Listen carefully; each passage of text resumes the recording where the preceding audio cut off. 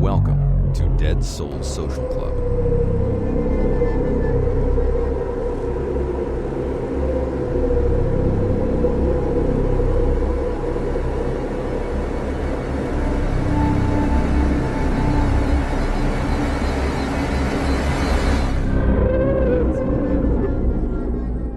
Good evening, everyone. If you enjoy our show and find our research both interesting and informative, please can I ask that you consider leaving us a 5-star review on your chosen podcast platform. Something that small really does help us out a huge amount. You can also find out more about us and our work by heading over to deadsouls.co.uk and checking us out. We are a small team of 3 researchers with more than 70 years of experience between us. You can also find us and speak to us over on Instagram. Just search Dead Souls Social Club and we'll come up. So, as always, thank you so much for joining us tonight. This audio presentation contains graphic details of death, violence, and controversial subject matter. Listener discretion is strongly advised. From Dead Souls Media, this is Nakama.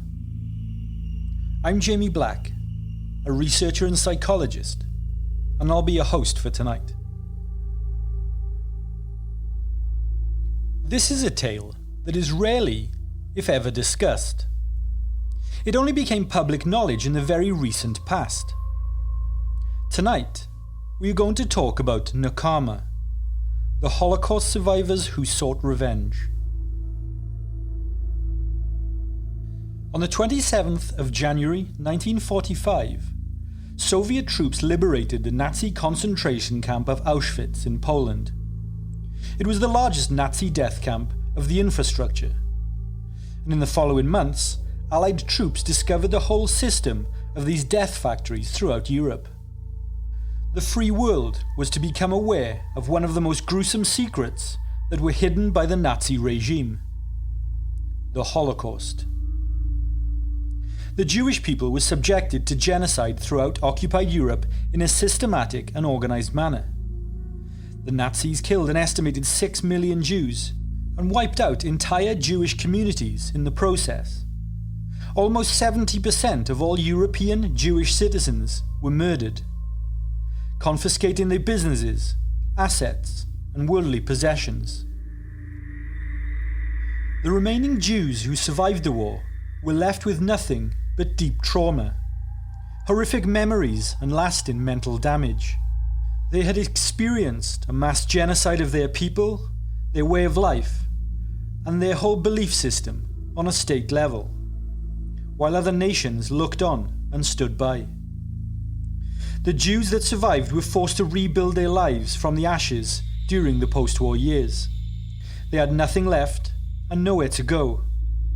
They felt betrayed by everyone, not knowing who, if anyone, they could trust anymore. Their entire existence was shattered into nothingness. But amongst the fatigue, the mental scarring, and the depleted collective mental strength of the survivors, there was a small few who held onto enough energy and passion to not let this be the end of their story. A group of young Jews who didn't want to go on without settling the score. They perhaps, understandably, wanted revenge. An eye for an eye. They wanted the Germans to pay for their barbaric crimes against their people. Tonight's episode is about a subject which has rarely been reported on or discussed in the 70 years since it happened. It's worth documenting and preserving as an account, however, and for balance, an equally important part of the Holocaust story. Now, we aren't a political podcast, and we always try to keep our thoughts and opinions on political and religious matters entirely neutral and balanced. We don't have a horse in any race. In fact, if we are to be entirely transparent, we are not religious in any way, any religion. We are entirely atheist, a-religious, and secular. Our views solely align with science and science alone. That being said, we do respect the freedom and right of everyone to believe, worship and follow any religion as they so wish. We are proud of the freedoms and rights that everyone has in the United Kingdom that allows them to do so. Freedom of speech is a wonderful thing. In addition, we also do not align our thinking with any political ideology either. We are neither right nor left-leaning. We see the corruption and self-serving career focus of both sides of the political spectrum, and in each and every politician within most global political hierarchies, Western and otherwise. We at Dead Souls don't vote, as we don't see any political affiliation that aligns with our thoughts, feelings, or political opinions.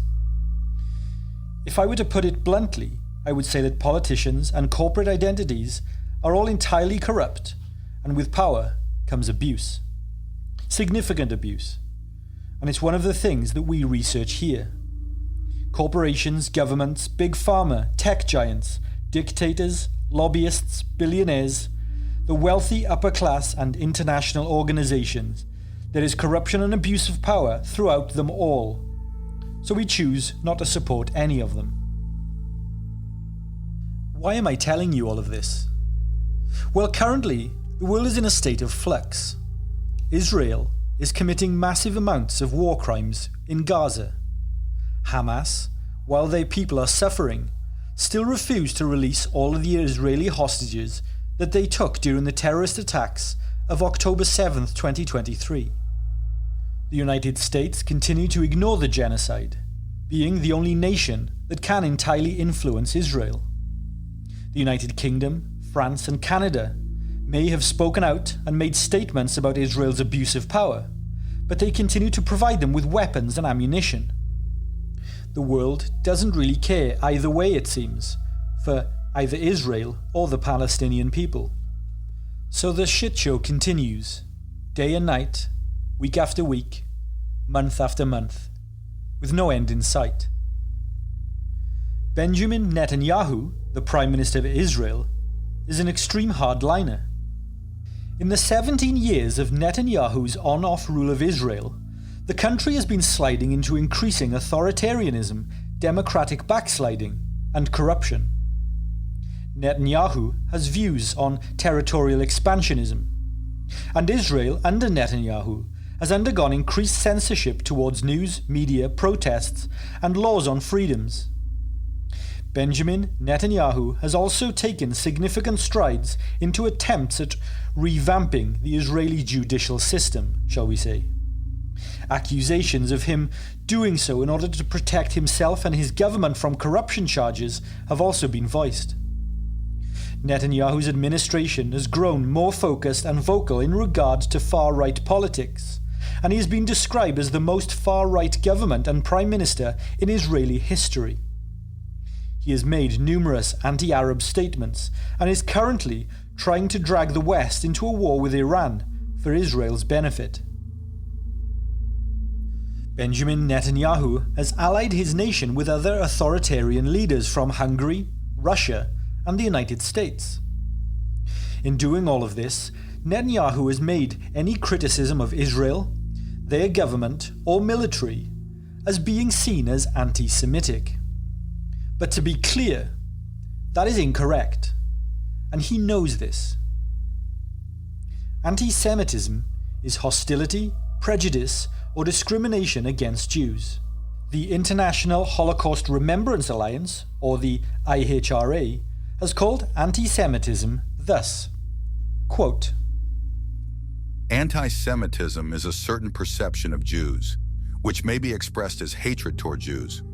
Rhetorical and physical manifestations of anti-Semitism are directed toward Jewish or non-Jewish individuals and or their property, toward Jewish community institutions and religious facilities."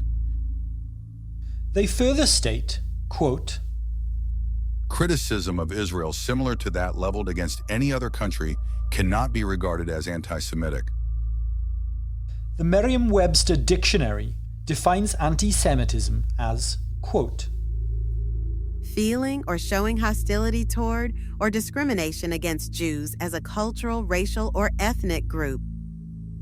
Whilst the Oxford English Dictionary defines anti-Semitism as, quote, characterized by prejudice, hostility, or discrimination towards Jewish people on religious, cultural, or ethnic grounds, being anti-Jewish.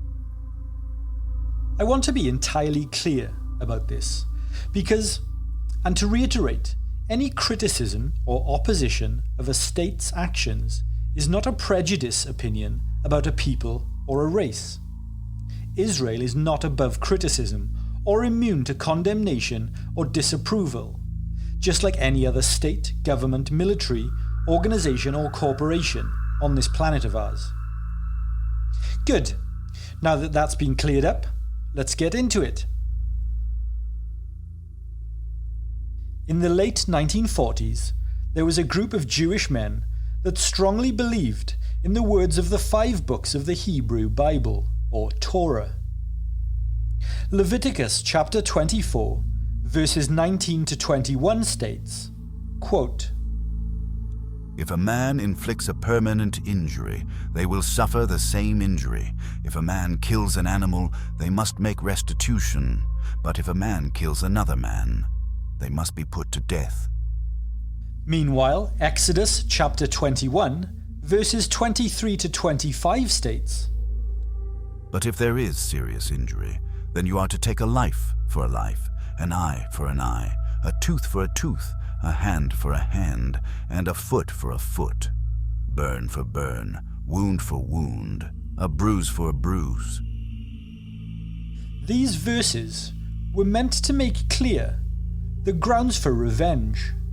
The eye for an eye principle was meant to limit excessive retaliation and ensure justice was proportional to the crime. But those who want to interpret a harder line could do so from these writings also. But the Christian New Testament elaborated on these teachings further. In the book of Matthew, chapter 5, verses 38 to 42, it states that Jesus Christ, in the Sermon on the Mount, addresses the principle of an eye for an eye and challenges the idea of personal vengeance. He teaches that Christians should not resist evil, but rather turn the other cheek and offer more than the required. Further, Jesus Christ throughout the New Testament spread emphasis on love. Jesus Christ emphasizes loving one's enemies and offers an alternative path of reconciliation and non-retaliation over violence and retribution. Jews, however, do not accept the teachings of Christ and the New Testament. Their values stem from a much more anachronistic and antediluvian belief system. But the group of Jews that came together in the late 1940s very much believed in the literal sense of an eye for an eye. 6 million Germans for the lives of 6 million Jews. The somewhat hidden story of the Holocaust survivors who sought ultimate revenge on the German people and their crimes against humanity, which were committed by Nazis in their name, was actually enormous. After the war, the Allied occupation forces estimated that more than 13 million Germans had been engaged in Nazi operations. But of this number, only 1 million were formally accused. Most of them were sentenced to fines, confiscation of any looted property, and a brief ban from seeking a role in public office. For reference, the population of Germany in 1945 was around 76 million. When the famous Nuremberg trials began in November of 1945, there were only 24 defendants on the bench. By 1949, there were no more than 300 Nazis imprisoned. The communist threat by then loomed over the countries of Western democracy, and there was no time nor resources to dig deeper into the Nazi issue. Many useful senior Nazis, scientists and engineers were relocated to the United States or the Soviet Union under their settlement programs to utilize their expertise. Already in 1945, the public became aware that many of those responsible for the Holocaust would never face justice. Most Jews who survived the hell of the Holocaust reconciled with that fact, as they intended and prepared to leave Europe for good. Thousands of them joined in the Aliyah, or the immigration to the land of Israel following the state's creation in May of 1948. However, there was a group of Jews who simply couldn't, or wouldn't, let the horror of the Holocaust go. The culprits for the Holocaust, they believed, had to be punished and the victims avenged. This group formed a secret organization and called themselves Nakam, the Hebrew word for revenge. Its members called themselves Nakmim, or the Avengers. Their aim was to retaliate against the German people with the same violence and force and to kill 6 million of their citizens. The group's founder was a Jewish poet from Lithuania named Abba Kovner.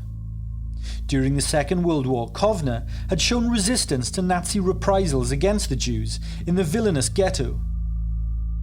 In his now infamous manifesto, he called upon his compatriots not to head quietly, like lambs to the slaughter. His reference was regarding the deaths of around 100,000 Jews who were killed in the notorious Ponary massacre. Abba Kovner firmly believed that if he was to die, then it was better to die fighting than just to accept a fate from an oppressive force. So from 1942 until the end of the war, Kovner fought the Nazis, first as a ghetto rebel in Vilnius, then as a Soviet partisan. The war and the horrors of the Holocaust, Kovner witnessed, filled him with hatred, unquenchable rage, and a desire for complete revenge. Kovner chose to involve Psalm 94, in which God promises that he shall deal with the enemies of the people of Israel. God will repay the enemies for their iniquity and wipe them out for their wickedness. In the Hebrew Bible, the book of Deuteronomy states, quote, "For you are a people holy to the Lord your God. The Lord your God has chosen you out of all the peoples on earth to be his people, his treasured possession." Many Jews hold this passage true, as did Kovner. But Kovner was not alone in his vindictiveness. In the second half of 1945, in Bucharest, Romania, Kovner and another 50 like-minded Jews, also former partisans for the most part, formed Nakam as a group with the end goal being to kill 6 million Germans as a reprisal for the Holocaust. The organization also used the name Din, which had a double meaning to the group. Whilst it was a Hebrew word meaning judgment, it was also an acronym for Dom Israel Noter, which meant, quote, the blood of Israel's avengers. The Nakmims, some of them as young as 19, wasted no time in realizing their plans. By the end of 1945, the organization and its plans had spread across all of Europe. They founded their headquarters in Paris, France, where it was managed by the Covenant Deputy and the second in command of the organization, Paca Reichmann. Nakam established a cell in Milan, Italy, whose role there was in charge of acquiring money and investors to support the organization. Additionally, there were executive cells created in several major German cities: Munich, Nuremberg, Hamburg and Berlin, amongst others. The organization was very much structured in the same hierarchical formation that we would attribute terrorist organizations today to be. Once the group established their network, they quickly came up with two initial attack plans. Plan A was to poison the water systems in major German cities, starting symbolically with Nuremberg. They aimed to kill as many of the citizens as possible, indiscriminately and unselectively. The Nakmims had no restraint or care. They were fueled purely on hatred and revenge alone, and they were not opposed to killing women and children either. In their opinion, only catastrophic retributive violence could cure the poison the Nazis had spread. After all, they also felt that the Nazis were not selective themselves. They killed women, they killed children, the infirm and the elderly. Why should they show restraint or humanity to them now? An eye for an eye, remember? Lithuanian ex-partisan fighter Joseph Harmatz, who posed as a displaced person named Mime Medeli, attempted to infiltrate the municipal water supply in Nuremberg. Nakam had chosen to target Nuremberg because it had previously been the Nazi Party's stronghold and also symbolic of their power. But Hamatz would have difficulty finding rooms for the group members to rent. Understandably, after the war, much of Germany was in ruins, and because of this there was a housing shortage in the city. Allied bombing had left most of Nuremberg in a state of rubble. But through bribery, Hamatz was able to place Willek Schwezeritz under the alias of Willek Shinar in employment with a municipal water company. Schwezeritz was an engineer from Krakow in Poland, the same town as Auschwitz, and he spoke fluent German. Schwezeritz would obtain the plans for the city water system and was even granted control of the main water valves, a significant position of trust. Schwezeritz plotted where the poison could be introduced to the water system in order to inflict maximum damage on the local population. Meanwhile, in Paris, Pasha Reichmann was in charge of the Nakam cell, which included Wittke Kempner, a Polish Jew and partisan leader who served in the Vereinigte Panzer Organisation during the war. The FPO was a Lithuanian Jewish resistance organization founded out of the ghetto in Vilna in 1942. Kempner was also Abba Kovner's future wife and former resistance compatriot from the Vilna ghetto underground. Reichmann had spoken to David Ben-Gurion about the Nakam's plan while he visited a camp of displaced Jews in Allied-occupied Germany in 1945. Ben-Gurion, who would go on to become the national founder of the State of Israel 2 years later and the country's first prime minister, felt that Reichmann's plan for revenge should be abandoned. Ben-Gurion felt that the energies of the remaining Jews in Europe should instead go towards working for Israeli independence rather than in seeking revenge for the Holocaust.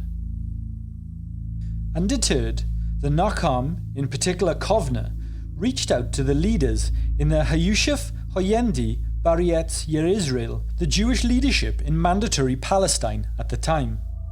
In July 1945, Kovner left the British Army Battalion, the Jewish Brigade, heading for Milan. He disguised himself as a British soldier on military leave. From Milan, he boarded a ship headed for Palestine in August of 1945. Reichmann would become leader in Europe in Kovner's absence. Upon reaching Palestine, Kovner was held for 3 days in an apartment by the Mossad and thus grilled. He would be interrogated by Shaul Myrov, the Mossad chief at the time. Kovner negotiated with senior Haganah officials to try and convince them to provide him with the poison needed for his mission. For clarity, Haganah was the main Jewish paramilitary organization that operated in support of the Yusuf in British Mandate for Palestine. They would eventually be absorbed into the Israeli Defense Force upon the Israeli state being founded. Kovner attempted to upsell his group's mission to Moshe Sneh and Israel Galilee, two senior commanders and later politicians in the newly formed country. He promised the men that his group's mission would not be linked in any way to the Yusuf. In September 1945, Kovner informed Nakam in Europe that he had not had any success in obtaining poison for their mission. Haganah and the Hayushif would not support the attacks. Peace and a united Israel was of greater importance to them, and further bloodshed, they felt, would set this back further. Yitzhak Ratner, a chemist and former ghetto insurgent who knew Kovner from Vilna, was recruited and absorbed into the Nakam ranks. He shared their ideology. But with Plan A now dampened, the group would instead focus on Plan B. Through one of their students, who was a member of the Haganah, Kovner would be introduced to brothers Ephraim and Aaron Katzir. The siblings were lecturing chemists at the Hebrew University in Jerusalem. The Katzir brothers were entirely sympathetic to Kovner's mission, ideology, and revenge plot. Additionally, they convinced the head of the chemical storage department at the Hebrew University to provide Kovner with poison. A lot of poison. In December of 1945, Kovner travelled to Alexandria in Egypt. He was carrying false identity papers that showed him being a British Army Jewish Brigade soldier returning to duty from leave. Also in his possession was a duffel bag containing gold hidden within toothpaste tubes and cans of poison materials. Kovner was travelling with a close friend and Nakama member Yitzhak Rosenkrantz. The two were heading back to Europe in order to carry out their mass killings. Shortly after the two men boarded a ship bound for Toulon in France, Kovner heard his name called over the public announcement system. He knew the authorities were onto him, somehow. Kovner told Rosenkrantz to transport the duffel bag to Kempner in Paris. Kovner then threw the remainder of the poison overboard and turned himself into the authorities, subsequently being arrested by British police. Nakama members later publicly stated that Kovner had been betrayed by the Haganah, although British records have indicated that he was arrested as a suspected organiser of Aliyah Bet.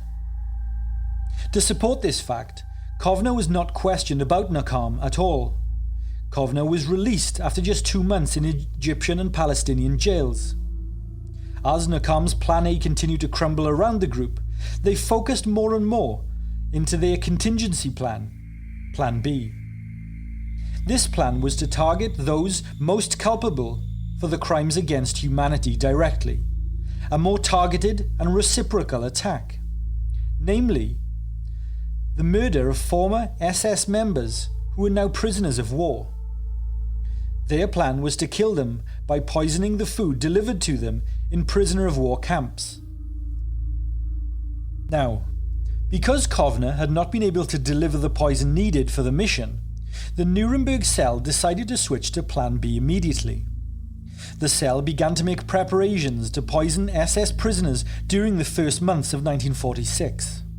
At this point, most of the Nakama teams were ordered to disband, and their members faded into Europe's displaced persons camps. This was part of a sleeper plan, where they would reactivate in future in order to implement Plan A once again when the time was right.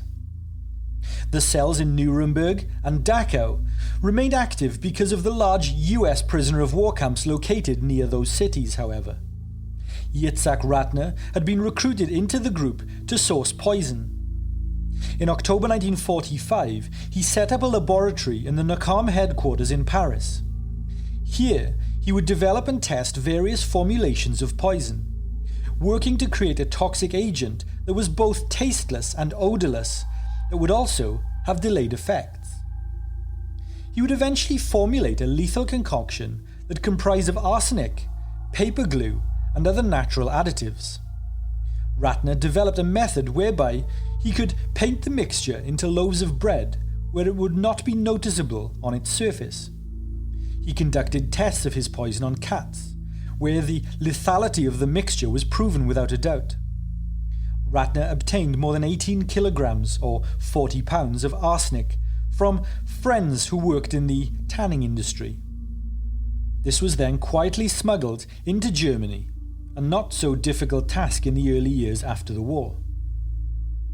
Langwasser internment camp, which was formerly Stalag 13D while under German control, would be the initial focus of the Nakama group. The camp was located on the outskirts of Nuremberg and was at that point housing around 15,000 prisoners of war.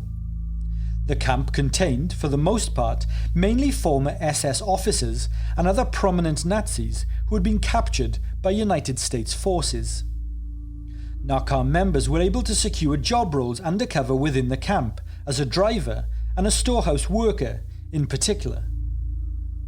The team identified that all of the bread for the Langwasser camp came from a single location, a bakery in Nuremberg named the Consumer Cooperative Bakery. This was valuable information to the group. The plan was shrewd yet simple.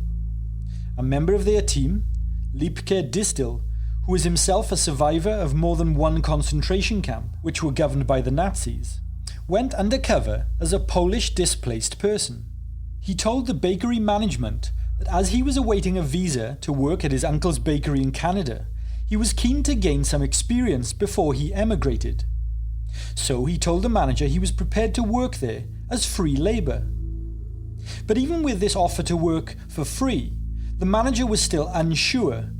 So eventually, Distel gained access to the bakery storeroom after bribing the manager with generous amounts of cigarettes, alcohol and chocolate. If all else fails, I guess. The Nakama operatives, through their infiltration of the bakery and camp, identified that on Sundays, the darker rye bread would be allocated to and eaten exclusively by the German prisoners. This was because the American guards at the camp were more accustomed to white bread back home, so the last of the week's white bread would be held back for the guards on Sundays, and a batch of rye bread for that day alone was given to the prisoners. This was a perfect opportunity, the Nakama operatives thought. By striking on a Sunday and only poisoning the rye bread, this meant that they could kill the German prisoners without harming their US allies. Therefore, the team decided to execute the attack on a Saturday night in preparation for the next morning. Simcha Rotem, a veteran of the Warsaw Uprising and part of the Dachau Nakam cell, duplicated the plans exactly in the city of Munich. A few days before the planned attack, Reichmann received a tip-off from a Jewish intelligence officer in the United States Army that two of the operatives involved in the upcoming attack were wanted by the US military police. The Dachau Nakam operatives aborted their mission on the 11th of April 1946, forced to step down to avoid risking the wider organization. But also, because Reichmann feared that the failure of one attack would cause the United States and Great Britain to increase its security measures at prison camps in their authoritative zones, which would thus prevent any future or further attacks. The Nuremberg team continued with their plan, however, smuggling their poison into the bread factory over several days. Food rationing meant that food theft was a common crime at the time, so security at the bakery was tight. Experiments with the poison solution had shown that the arsenic mixture did not spread entirely evenly on the bread, so the team members thought it would be most incognito if they spread the mixture on the bottom of each bread loaf. On the day that they had planned to conduct their mission, the team hit another obstacle. An unexpected strike by bakery workers on Saturday the 13th of April meant that 3 of the Nakam team members were prevented from entering the factory. As a result, Distel, and now only 2 instead of 4 accomplices, had only enough time to poison roughly 3,000 loaves of bread instead of the originally planned 14,000 loaves. Regardless, the team went ahead with the plan, adding the poison to the bread and then fleeing Germany via Czechoslovakia. They were helped by Yehuda Maiman, himself a fellow Auschwitz survivor. From there they drove through the night via Austria and Italy, continuing on to southern France. The New York Times reported on the 23rd of April 1946 that 2,283 German prisoners of war had become ill from poisoning at Langwasser internment camp. 207 of those prisoners were hospitalized and seriously ill. But no deaths had resulted from the poisoning. Records from the United States and United Kingdom's National Archives state that following an investigation by Allied occupying forces after the poisoning, it was discovered that the amount of arsenic found in the bakery was enough to kill approximately 60,000 people. It is unknown why the plan didn't work as planned, however. But the most common 2 theories are that in their haste, the operatives added too thin a layer of poison to the bread, or that the prisoners identified the poison quickly and did not eat very much of it. Unfortunately, no survivors amongst those held at the prison camp have ever been interviewed, and sadly, there are none still alive today. The entire plan had collapsed. Many in the senior Jewish authorities were growing more and more against Nakam and their ideology, particularly the quote-unquote Zionists who were working diligently to establish a Jewish state. The senior Jewish authorities feared that if Kovner succeeded with his plan and huge swathes of Germans were murdered, then their hopes and dreams for their desired future for the Israeli people would be set back an insurmountable measure. Following their failed mission, the Nakam cell were welcomed by Abba Kovner in Palestine. It was there that Kovner introduced them to a new plan, that to support building the State of Israel. The time of vengeance had passed, lasting just a few short years. Nakam was asked to put all of their efforts into building a new Jewish society. They didn't take much convincing. Whilst members for the most part accepted their change in mission and focus, there were, however, a small few who chose to break away and return to Europe to finish what they had started. Although it has to be said that due to their limited resources and support for their dwindling plans, by 1951 they had put their quest to rest for good. By 1952, all Nakam members had returned to the newly created State of Israel, choosing peace and a future for their families over death, violence and vengeance. From the end onward, all members of the Nakam took a vow of silence. The world knew nothing of their plans and their attempt to kill 6 million Germans. Their mission of revenge for the Holocaust would be buried for generations. It would be the summer of 1999 before Nakam and its post-World War II plans would be revealed. Two Nakmims anonymously revealed the details of their mission for the first time. A revelation which shocked the German public and wider global community. German citizens had been completely unaware of the threat which was posed against them. German prosecutors opened an investigation into the group and its plot, but the investigation only lasted a year before it was abruptly closed in unusual circumstances. Whilst many Nakmims lived to old age, their leader, Abba Kovner, died in September 1987, more than a decade before the truth would come out. Many of the Nakam members later repented for being misled by their hatred and need for vengeance.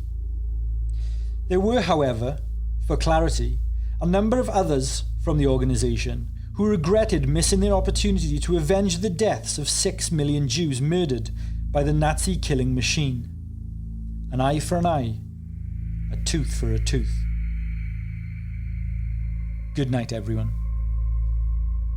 Thank you for taking the time to listen to our show tonight. Be sure to leave us a 5-star review on your chosen podcast platform and subscribe to our show so that you never miss an episode. Our shows aren't sponsored by any company or corporation, so any support you can give us goes a long way in supporting the work that we do. From all of us here at Dead Souls, sleep tight.